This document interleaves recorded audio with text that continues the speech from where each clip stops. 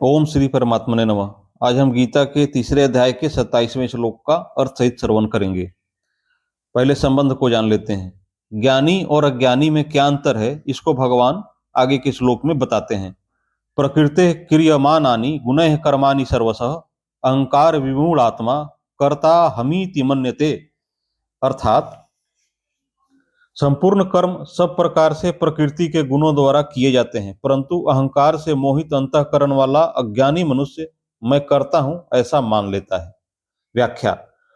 प्रकृति क्रियमाणानि गुणे कर्माणि सर्वशः, अर्थात जिस समष्टि शक्ति से शरीर वृक्ष आदि पैदा होते और बढ़ते घटते हैं, गंगा आदि नदियां प्रवाहित होती हैं, मकान आदि पदार्थों में परिवर्तन होता है, उसी समष्टि शक्ति से मनुष्य की देखना सुनना खाना पीना आदि सब क्रियाएं होती हैं। परंतु मनुष्य अहंकार से मोहित होकर अज्ञानवश एक ही समष्टि शक्ति से होने वाली क्रियाओं के दो विभाग कर लेता है। एक तो स्वतः होने वाली क्रियाएं जैसे शरीर का बनना, भोजन का पचना इत्यादि, और दूसरी ज्ञान पूर्वक होने वाली क्रियाएं जैसे देखना, बोलना, भोजन करना इत्यादि। ज्ञान पूर्वक होने वाली क्रियाओं को मनुष्य अज्ञानवश अपने द्वारा की जाने वाली क्रिया मान लेता है। प्रकृति से उत्पन्न गुणों सत्व रज और तम का कार्य होने से बुद्धि, अहंकार, मन, पंचमहाभूत, 10 इंद्रियां और इंद्रियों के शब्द आदि 5 विषय, ये भी प्रकृति के गुण कहे जाते हैं। उपर्युक्त पदों में भगवान स्पष्ट करते हैं कि संपूर्ण क्रियाएं चाहे समष्टि की हो या व्यष्टि की, प्रकृति के गुणों द्वारा ही की जाती हैं, स्वरूप के द्वारा नहीं। अहंकार विमूढ़ आत्मा, अर्थात अहंकार अंतःकरण की एक वृत्ति है। स्वयं स्वरूप उस वृत्ति का ज्ञाता है, परंतु भूल से स्वयं को उस वृत्ति से मिलाने अर्थात उस वृत्ति को ही अपना स्वरूप मान लेने से यह मनुष्य विमूढ़ आत्मा कहा जाता है। जैसे शरीर इदम यह है, ऐसे ही अहंकार भी इदम यह है। इदम यह कभी अहम मैं नहीं हो सकता, यह सिद्धांत है। मनुष्य जब भूल से ईदम को अहम अर्थात यह को मैं मान लेता है, तब वह अहंकार विमूढ़ आत्मा कहलाता है। यह माना हुआ अहंकार उद्योग करने से नहीं मिटता, क्योंकि उद्योग करने में भी अहंकार रहता है। माना हुआ अहंकार मिटता है अस्वीकृति से अर्थात न मानने से।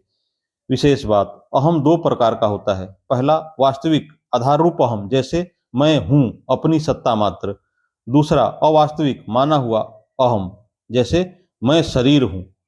वास्तविक अहम स्वाभाविक एवं नित्य और अवास्तविक अहम अस्वाभाविक एवं अनित्य होता है।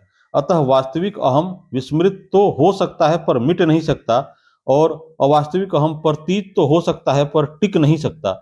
मनुष्य से भूल यह होती है कि वह वास्तविक अहम अपने स्वरूप को विस्मृत करके अवास्तविक अहम मैं शरीर हूं को ही सत्य मान लेता है।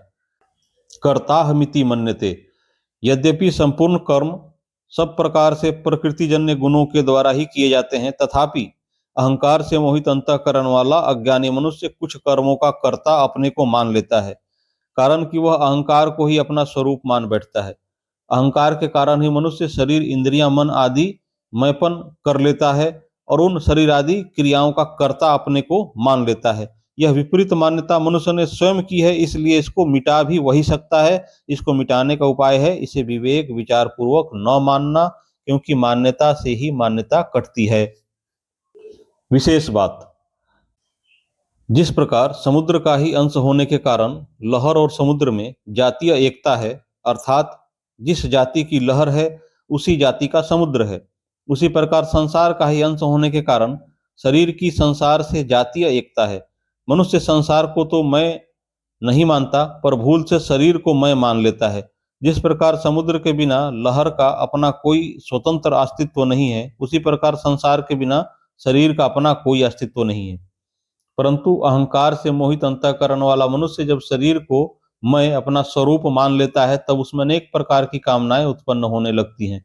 जैसे मुझे स्त्री, पुत्र, धन आदि पदार्थ मिल जाएं, लोग मुझे अच्छा समझें, मेरा आदर सम्मान करें, मेरे अनुकूल चलें इत्यादि।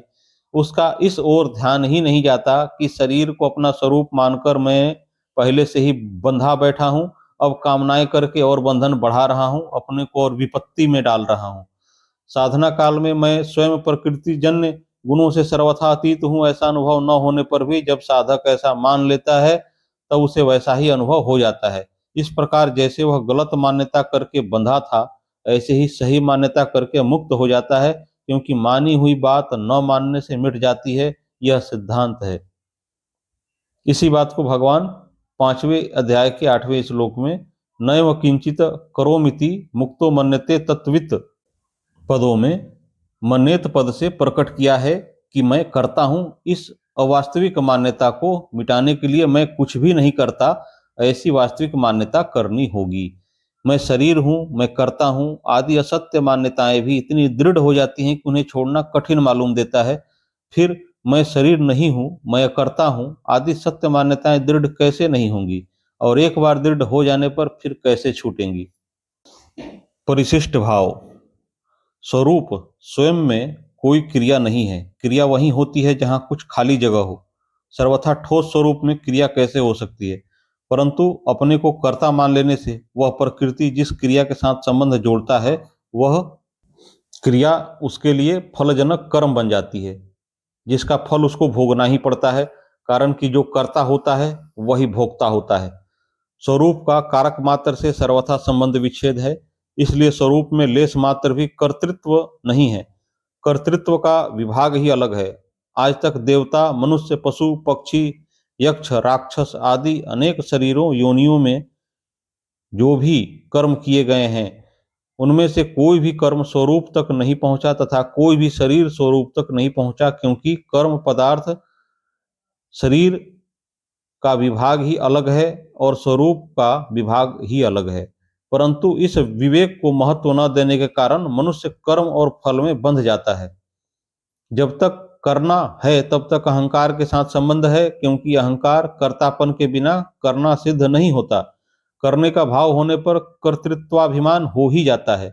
कर्तृत्वाभिमान होने से करना होता है और करने से कर्तृत्वाभिमान पुष्ट होता है। इसलिए किए हुए साधन से साधक कभी अहंकार रहित हो ही नहीं सकता।